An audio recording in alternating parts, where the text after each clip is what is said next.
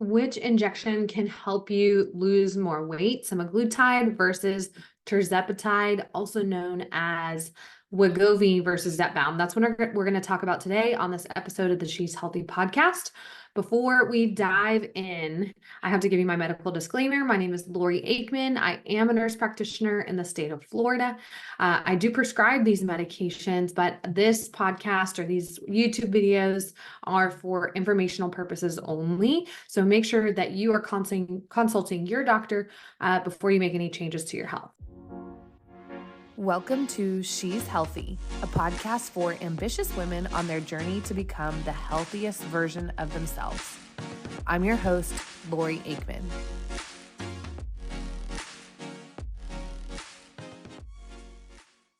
All right. So if you've been listening to these episodes, thank you so much. This is our third episode in this ending up to be 4-part series on semaglutide and tirzepatide, the weight loss injections that are super popular right now.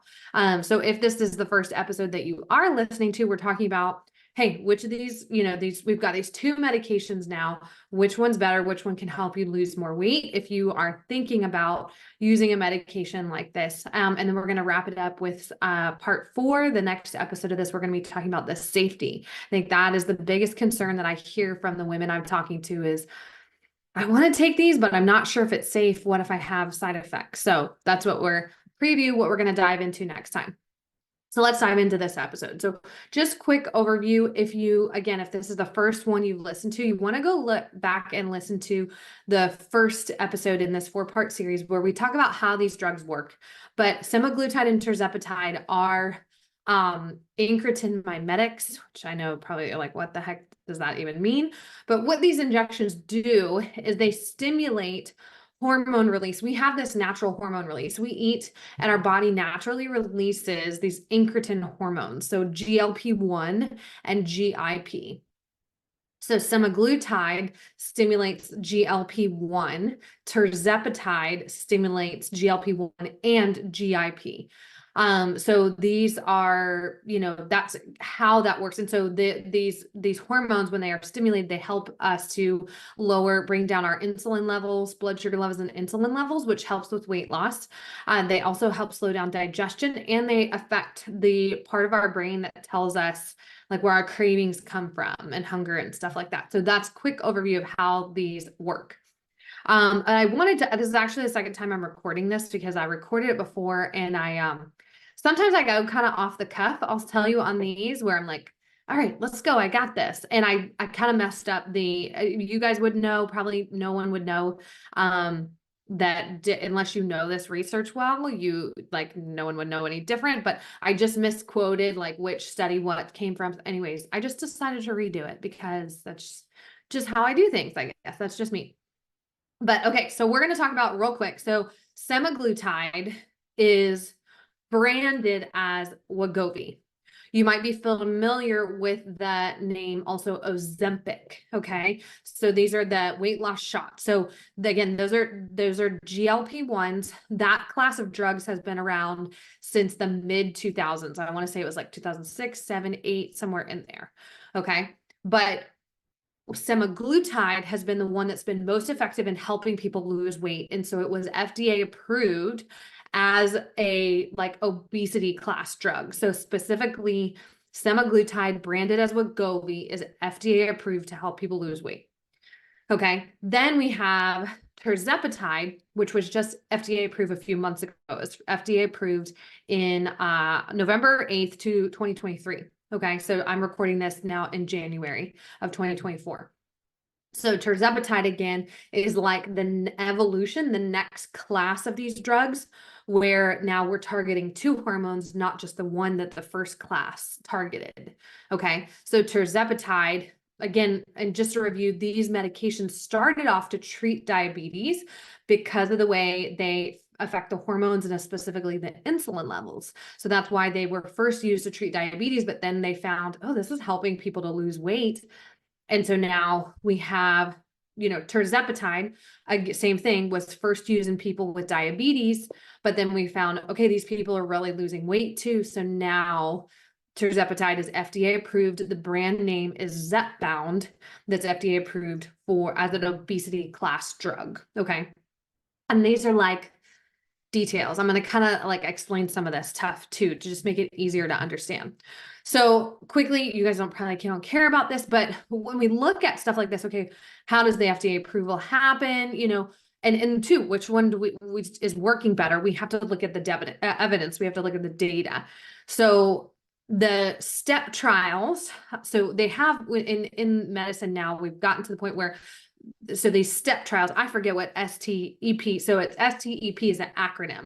And there's a series of trials that studied semaglutide and its effectiveness in obesity. So specifically to help people lose weight, that's the main outcome that they are looking at. Then they developed tirzepatide, and now tirzepatide, tirzepatide, they have had the trials, they're called SURPASS, it's the acronym again, SURPASS, was looking at the effectiveness of tirzepatide for diabetes. And now this next set of studies or trials, the SURMOUNT trials, are now studying the effectiveness of tirzepatide for obesity. And this is just to clarify, this is in both diabetic and non-diabetic patients. This is something I talked about in one of the previous episodes, is I've had people say, well, I'm not taking a diabetes medication, because yes, they are using diabetics, but that same mechanism helps people lose weight, even if they don't necessarily meet that criteria for diabetes right away.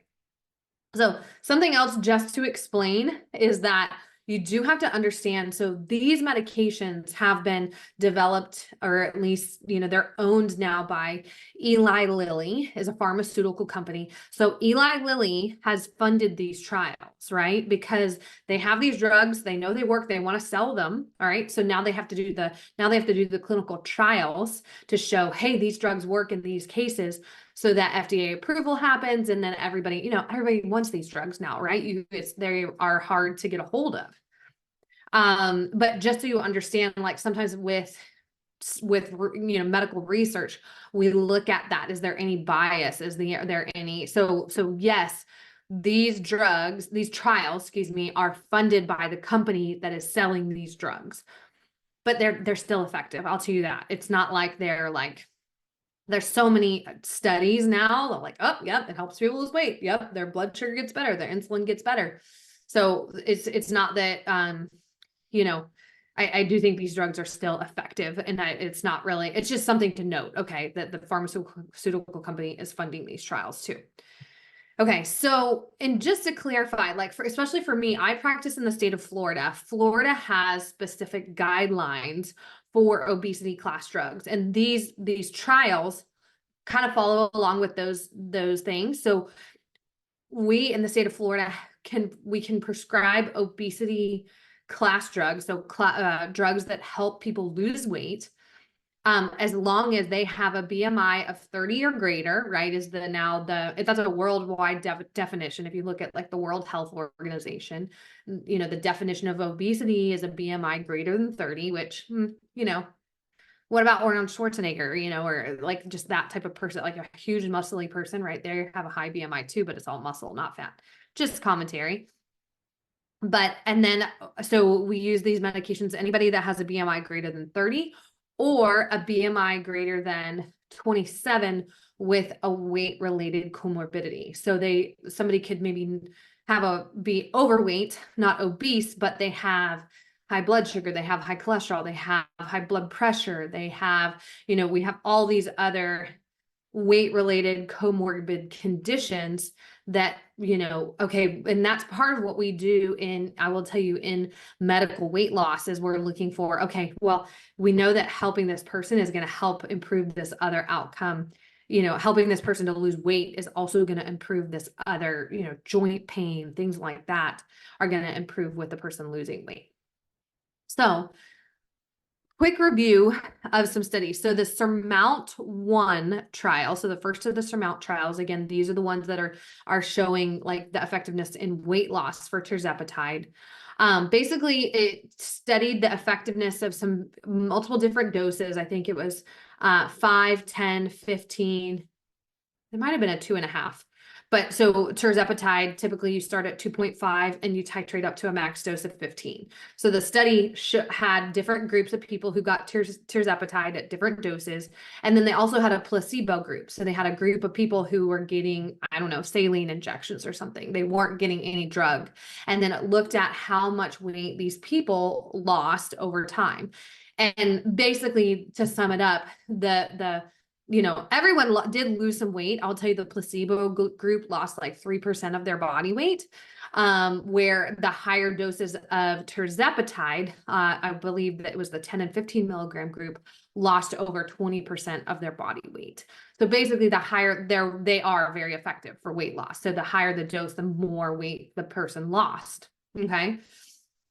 Then so now there's all these other SURMOUNT trials that are studying, okay, weight loss in people that have diabetes, weight loss in, and just different, okay, well, if somebody's already lost weight and then they give, we put them on tirzepatide, does it help them maintain their weight loss? They're doing all these other studies now, which is great because that means we could potentially use this drug in more people, than we are able to right now for FDA approval. Something I forgot to mention about that, just to note. So we have, again, I talked about the FDA approval of these drugs to be in those obesity classes. So sometimes in medicine, we give drugs for off-label uses. So that was happening before. People were getting, so Mounjaro this is a brand name for tirzepatide. Mounjaro was being used in diabetic patients, but we saw that it was helping them lose weight, right? People saw, okay, well, these drugs are really helping people lose weight. So people were prescribing Mounjaro for people to help them lose weight as an off-label use. Like, even though maybe they didn't have diabetes, but they were obese, they were prescribing them Mounjaro, knowing that it was going to help them lose weight. Do you get what I'm saying? Even though it wasn't FDA approved for weight loss, for obesity management, is, how they label it. So it's not like in November, we just, okay, now we can use, people were already doing this, but they do that with other drugs too. There's off-label, we start to find, okay, well, that's how even the evolution of some drugs get, like some drugs initially get designed for, I'm trying to think, like, I have history personally of migraines and people in my family and patients and stuff too. So there are lots of medications that are used for prevention of migraines. One is a seizure class drug. It's for, people with epilepsy or seizures.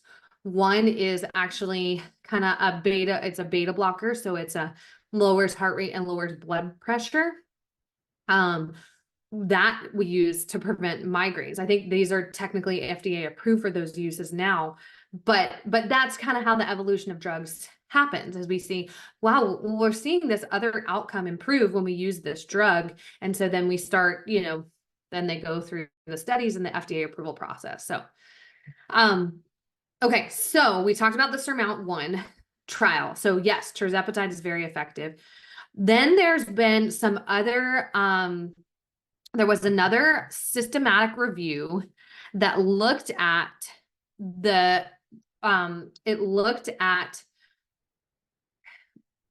a bunch of different studies that met all their inclusion criteria for weight loss. And basically the drugs that it compared, and I should say, so a systematic review is not an actual study where people are getting drugs. What a systematic review is some researchers are looking at the results of other clinical trials and saying, okay, well, what do the results, this one, I believe it was 5 different studies.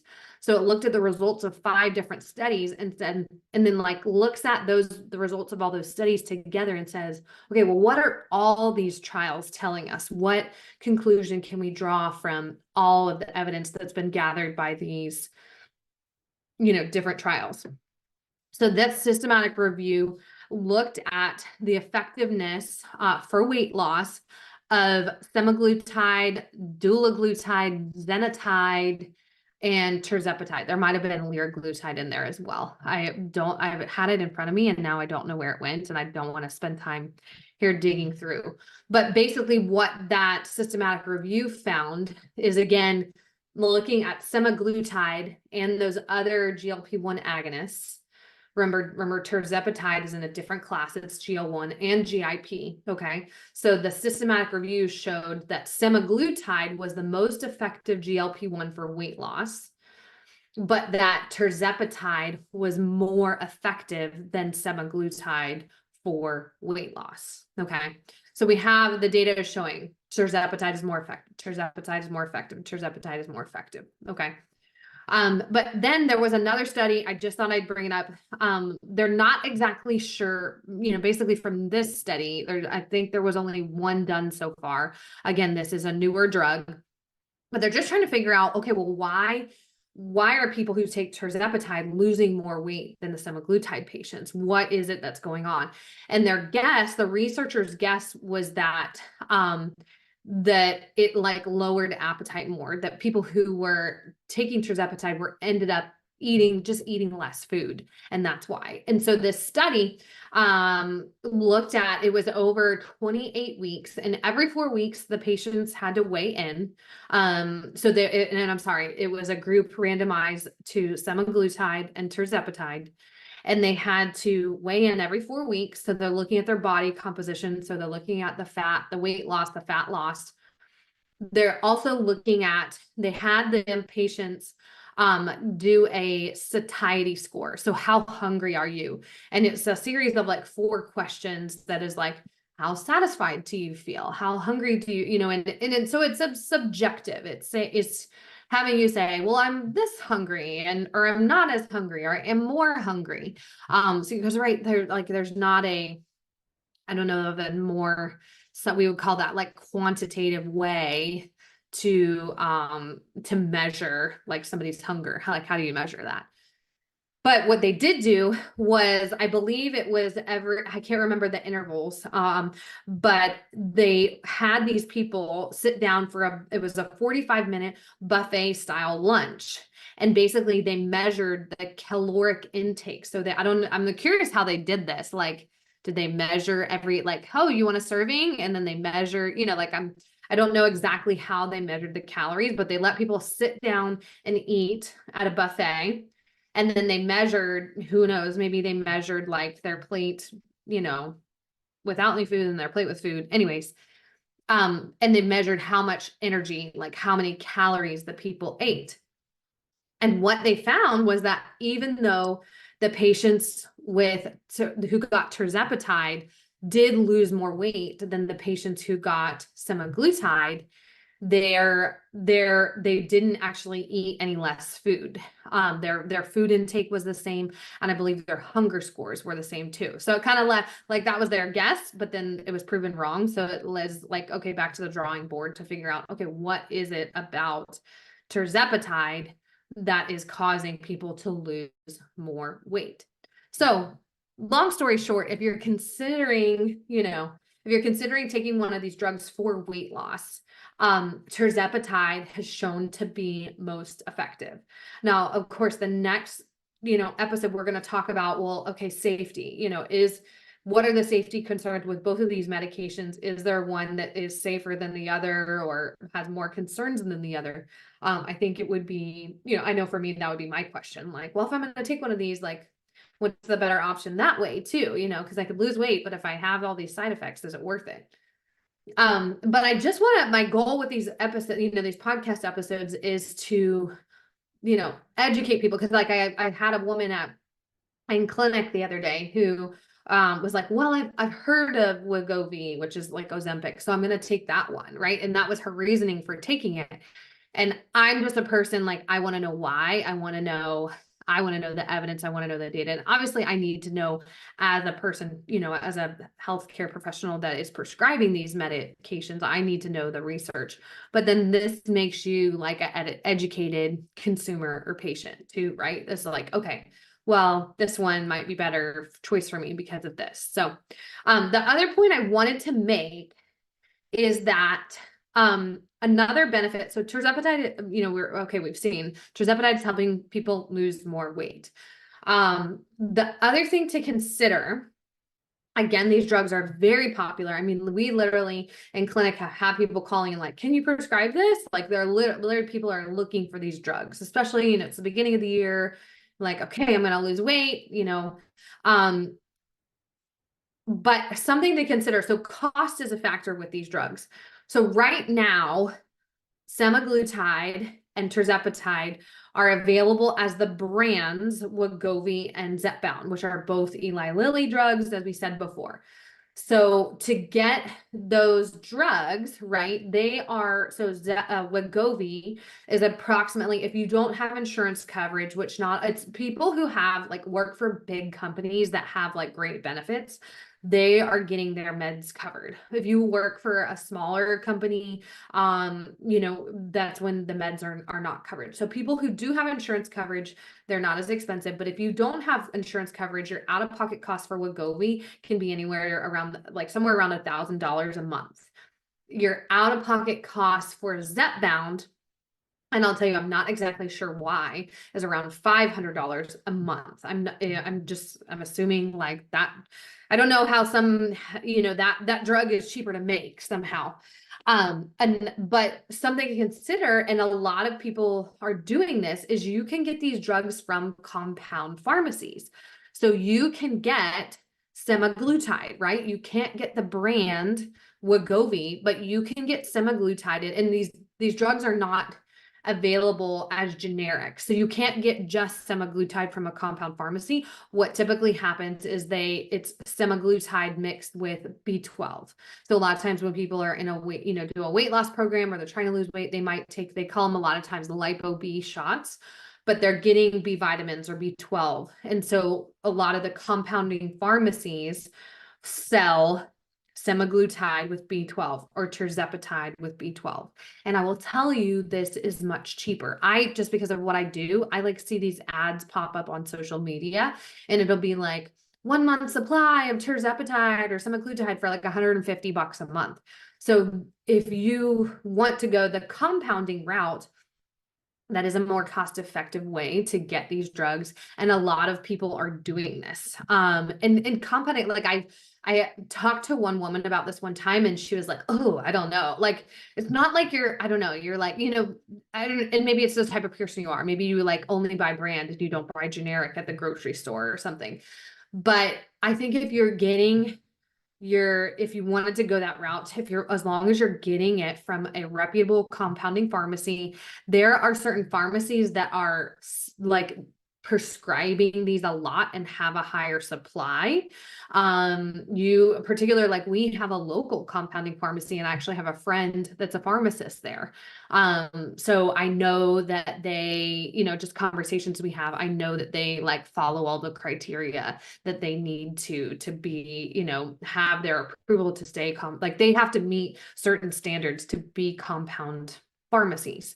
So I think as long as you're getting, your medication from a reputable pharmacy, that's a great way to go to get these drugs in your hands and help you have a leg up and get that weight moving. So I could go on and keep talking. Again, next episode, we're going to talk about the safety side of things. If you've listened to this today and you're like, okay, who are you? How can you help me lose weight? So again, I'm Lori Aikman. I'm a nurse practitioner. I have a telemedicine practice in the state of Florida. So at this time, I'm only working with patients in the state of Florida. We will be expanding outside Florida in upcoming months. I don't have an ETA right now. But if you are somebody in the state of Florida, or somebody in the state of Florida who's looking for a provider, what I am doing is I'm going to put our wait list. So our practice will be up and launched and ready to take patients literally within the next 2 weeks. February 1st was our anticipated start date. I think we actually might beat that and be open a few days before then. But you can go to the link in the show notes and join our wait list if you're watching this early on before we open. If you are catching this episode after we open, then that link will change to a link to book an interest call with the practice. So either with myself or somebody on the team to just hear what you're looking for and to see if our practice suits your needs and we can help you. So anyways, if if you've been listening to our podcast or watching our YouTube and you haven't subscribed, you haven't left us a review, I would just please ask that you do that, just because it helps our videos to move, or our podcast episodes to move closer to the top. So when somebody is searching for, topics that we talk about, we're going to show up higher. Just helps people, get more of the help and information that they need. So anyways, I will catch you in the next episode. Have a great day.